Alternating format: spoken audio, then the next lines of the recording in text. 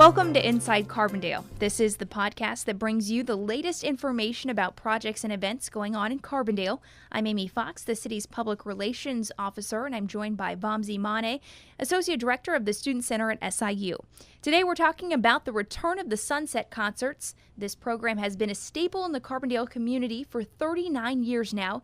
And Vamsi, tell me a little bit about how this event got started.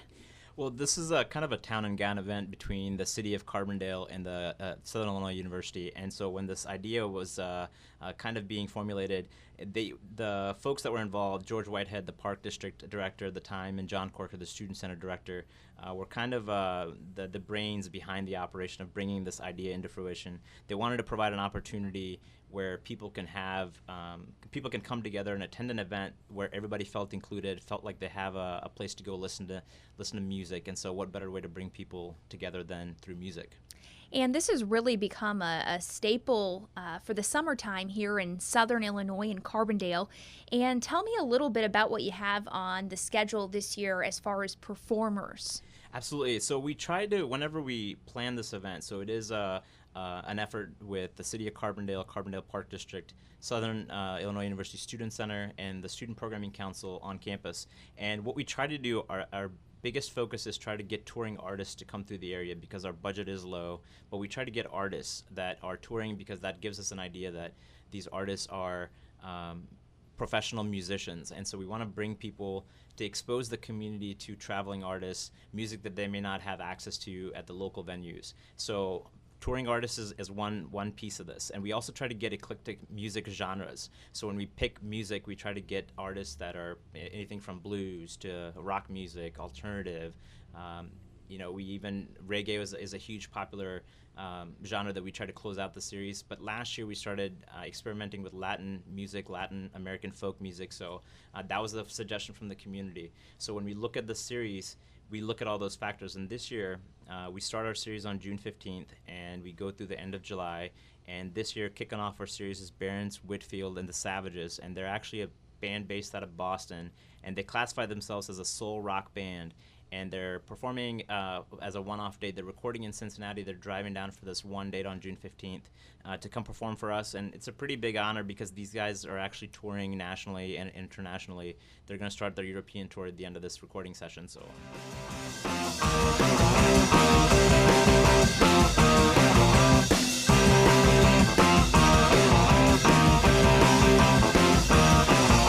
You know she got a Sunday punch.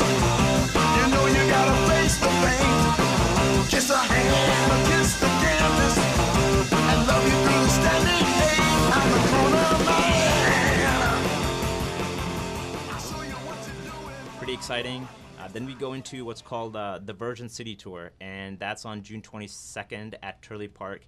And that's kind of like an all-star band from the New York ska scene. Ska's kind of like heavy in horns, heavy in upbeat, fast songs. So they play a combination of reggae, dancehall, and ska.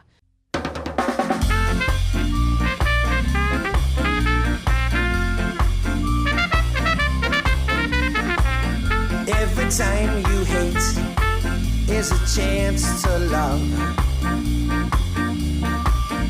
Each time you fall, it's a chance to get back up.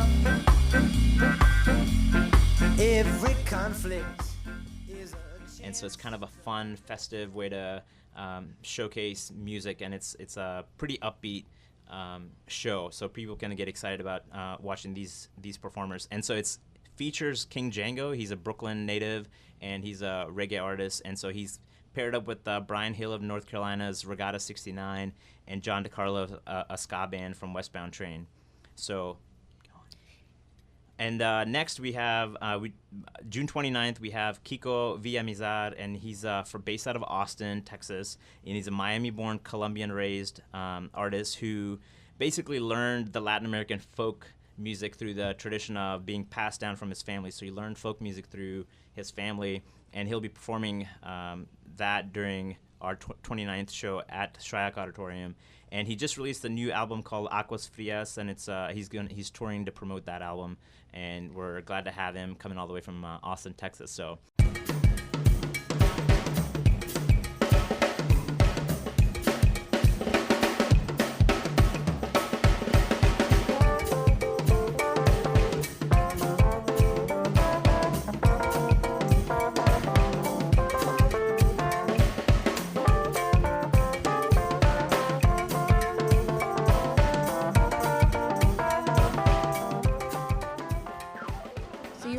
good variety of artists and musicians, and they're not all from our region. They're from all across the country. Absolutely, and that's the unique part about this series is we're bringing artists, and what's great is when they come and perform, some of them will have to talk them into kind of taking a lower honorarium because our budget's capped at a certain amount. And so when we promise them, a good experience, we promise them a night's lodging, and we tell them about the experience of performing in front of an audience of about 1,500 people, and which is what we expect typically for these shows.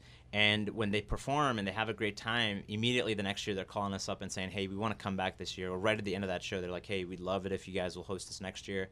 But the other rule with the series is we don't bring anybody back at least for a year or 2 years, because we want to have some newness to the series. So we intentionally leave people out for a couple years to kind of have that circulation, have that freshness. Why is it so important to have this type of variety, these types of artists come to Carbondale? I mean, we are a small town, and for a lot of small towns, they don't embrace diversity. I think that's the biggest thing is, for a small town, this may be the only way for us to expose, the diversity that music, through music, we can kind of expose people to the diversity and richness in cultures. And I think, another reason why this is a focus for us is because we want people to see Carbondale as a city of music. We're so close, we're so central to a lot of the major cities around the area, like Chicago, St. Louis, Indianapolis, and Nashville. And why come to Carbondale? I think the biggest draw is the fact that we can offer a wonderful experience. And 39 years of doing this, we've been doing something right. And when the tradition goes along with it, we can say that it's the 39th year. Artists also kind of pay attention to that it's something that's not just going to be like a one-off. And we have to kind of try these different ways to bring some excitement to the community, and I think this series offers that. And this series, the concerts rotate between Turley Park and then Shryock Auditorium on the SIU campus. Who would you consider your target audience for these concerts? I think the biggest focus for this is we want to make sure these are family-friendly acts and family-friendly environment. So when we think about who we target, we always focus on our students that are around for the summer taking summer classes. So primary focus is students, and also second target group that we focus on are the community members that stick around here. They're looking for something fun to do, something safe to take their kids to.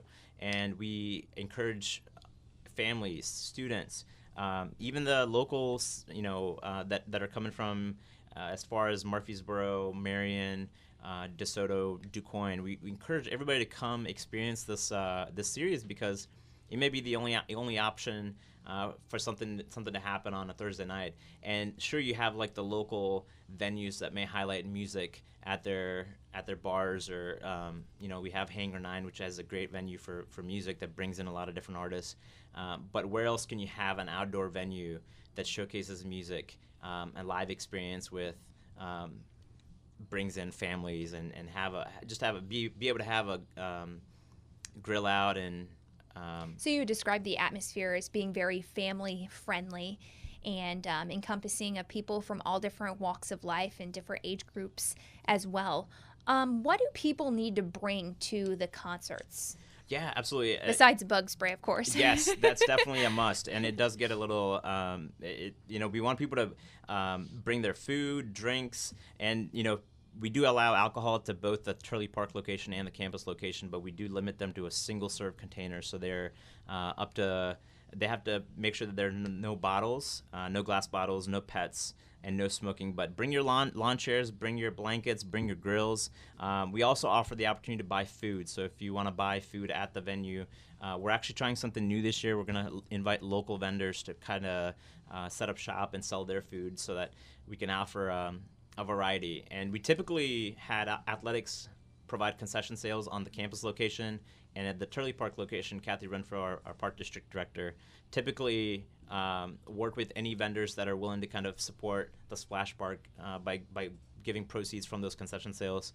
So this year we'll have Hot Wheels at the Turley Park locations, and as of right now, we've confirmed Saluki Dogs, who are actually two students that just recently graduated from SIU that are young entrepreneurs. They have a hot dog cart business, and they'll be setting up shop to kick off our series here at on campus, so they can buy food there if they want. But yeah, definitely bring food, drinks. And the concerts start at 7 p.m. on Thursdays. Kickoff date is June 15th. The concerts will be running through July 27th. How early would you recommend people showing up to get a good seat?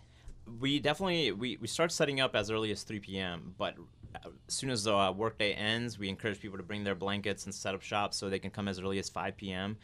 Sound check starts at 6, so they can kind of get a feel for what the band could sound like. So, but past 6 o'clock, you're going to be hard pressed to find a good seat. So definitely try to get between 5 and 6 p.m. to get ready for the evening series. What do you hope the reaction is from the community?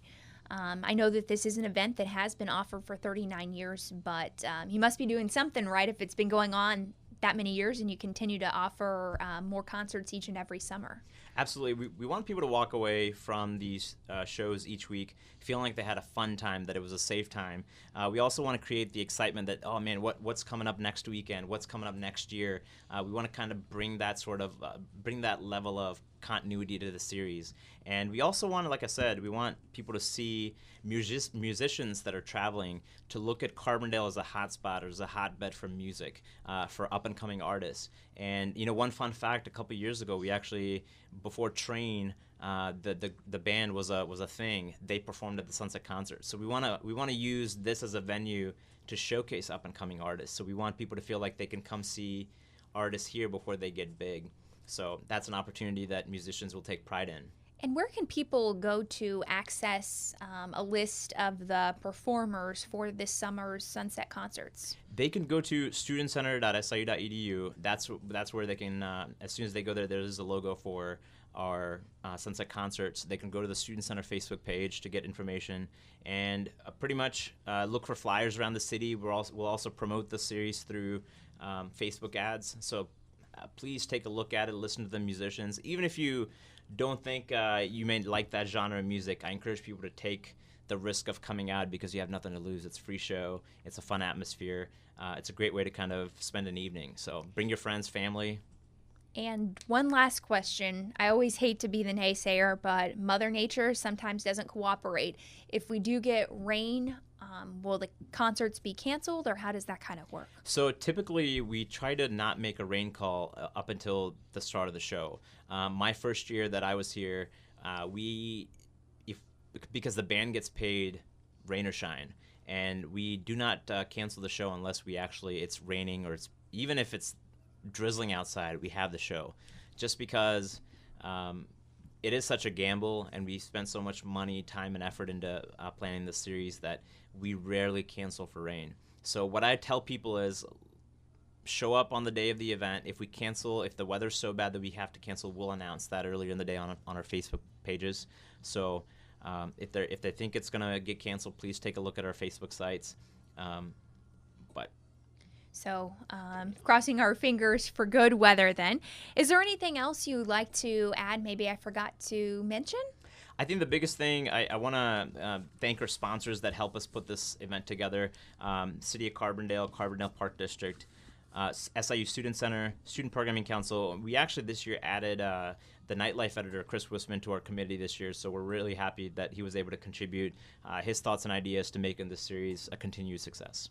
Well, thanks so much for joining us, and we hope all of you will join us next time for another episode of Inside Carbondale. Have a great day. If you have feedback or have ideas for future podcasts, feel free to email me at afox@explorecarbondale.com.